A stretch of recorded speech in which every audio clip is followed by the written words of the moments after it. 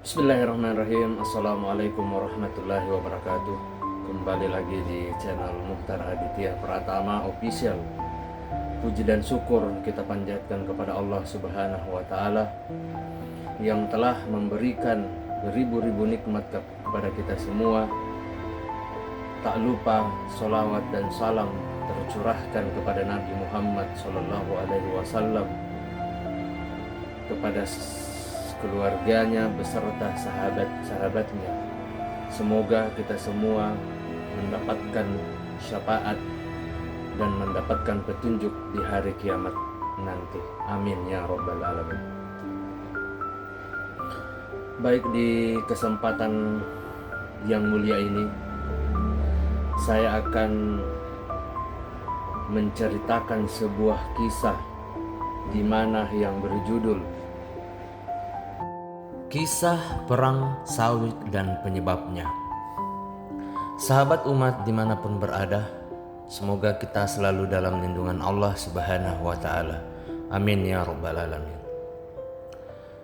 Kejadian Perang Badar betul-betul menjadikan kaum kafir Quraisy terpukul yang amat mendalam dan harus menanggung malu. Pasalnya, jumlah pasukan mereka 4 kali lebih banyak dari pasukan Muslim, dan faktanya mereka kalah. Dalam buku sejarah Islam disebutkan bahwa dalam Perang Badar tersebut jumlah pasukannya atau jumlah pasukan Muslim hanya sekitar 300, sedangkan dari pihak kaum kafir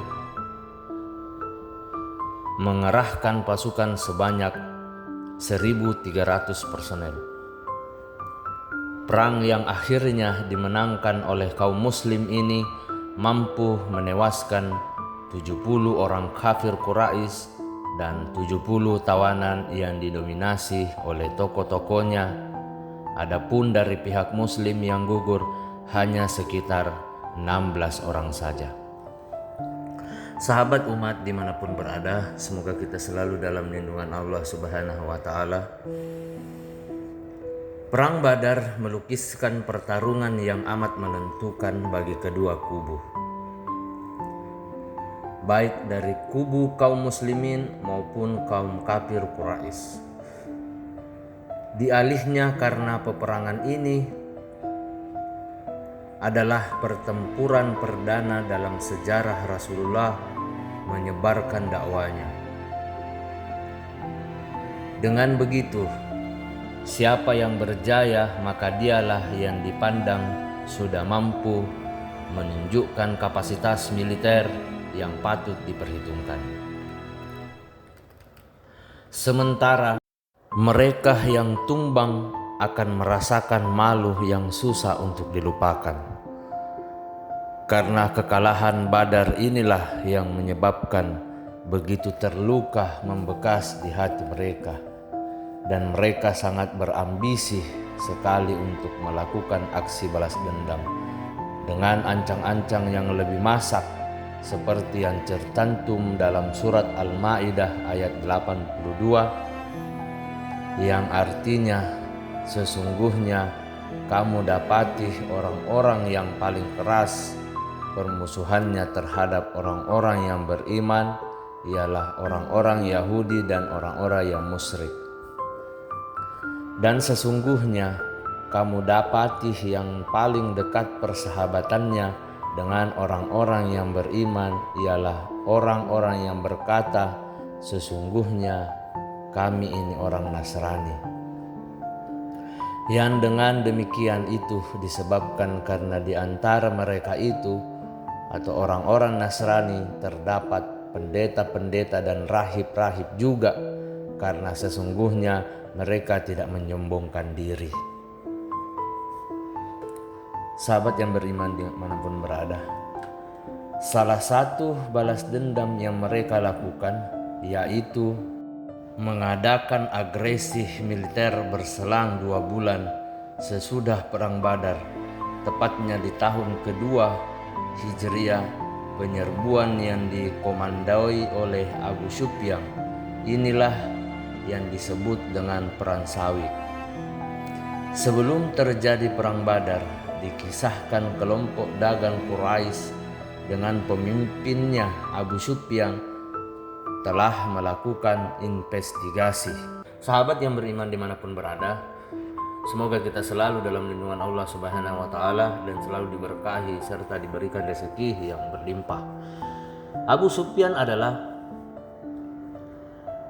salah satu yang beranggapan bahwa kaum muslimin akan menyerang mereka, sampai akhirnya dia merayu untuk meminta bantuan dari Mekah, dan benar saja kaum kafir Quraisy terhasut dengan mengirimkan tentara sebanyak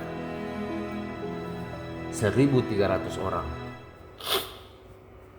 Karena salah paham, inilah yang mengakibatkan terjadinya Perang Badar. Orang yang paling marah dan bernasib apes ini adalah Abu Sufyan. Kenapa? Karena kekalahannya dalam Perang Badar dan sekaligus menjadi penyebab pecahnya perang pertama antara kaum muslimin dengan kaum kafir Quraisy dalam perjalanan dakwah Rasulullah Sallallahu Alaihi Wasallam. Sahabat yang beriman dimanapun berada, lanjut karena dendam yang berkecamuk, kemudian Abu Sufyan mempersiapkan sebanyak 200 pasukan guna memberikan agresi militer ke Madinah. Dia sendiri pernah berjanji tak akan sedikit pun rambutnya dibasahi, bahkan sampai mandi junub pun sebelum dapat menyerbu Rasulullah Sallallahu Alaihi Wasallam.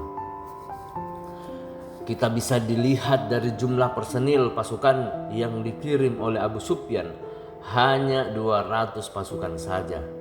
Ini menandakan bahwa dia tidak melakukan persiapan yang cukup matang. Sebab dia hanya mengikuti hawa nafsunya saja.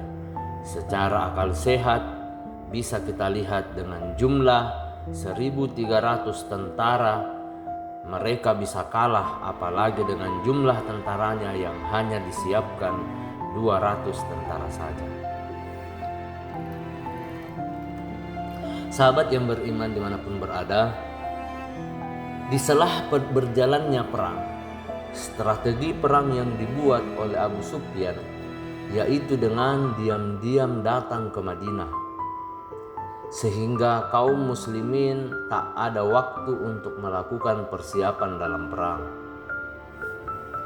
Abu Sufyan beriringan dengan pasukannya sejenak rehat di kawasan Najib, sekitar 12 mil jaraknya dari Madinah. Di tempat inilah Abu Sufyan menyuruh untuk bermalam di kediaman Huyai bin Akhtab. Tetapi karena takut Huyai tidak berkenan untuk ditempati atau disinggahi, hingga akhirnya Abu Sufyan mencari tempat persinggahan lain sampai di kediaman Salam bin Miskam. Salam bin Miskam adalah seorang pemimpin Bani Natsir yang di tempat inilah dan disinilah Abu Sufyan dengan bala tentaranya diizinkan atau dapat bermalam. Dengan jarak aman yang diambil oleh Abu Sufyan dan pengikutnya itu, sejauh ini belum diketahui keberadaannya. Sahabat yang beriman dimanapun berada, dia lalu mengirimkan utusan beberapa pasukan guna menyelinap ke kawasan Al-Arid, daerah di mana di Madinah. Di tempat ini kemudian mereka melakukan kekacauan dengan membunuh orang-orang Ansar dan siapapun yang mereka temui, serta membakar kebun kurma. Berita kekacauan ini terdengar ke telinga Rasulullah Sallallahu Alaihi Wasallam. Beliau segera mengirim utusan bala tentaranya guna melakukan pengejaran. Namun sayangnya teman-teman, Mereka telah mencium info dan akhirnya mereka kabur.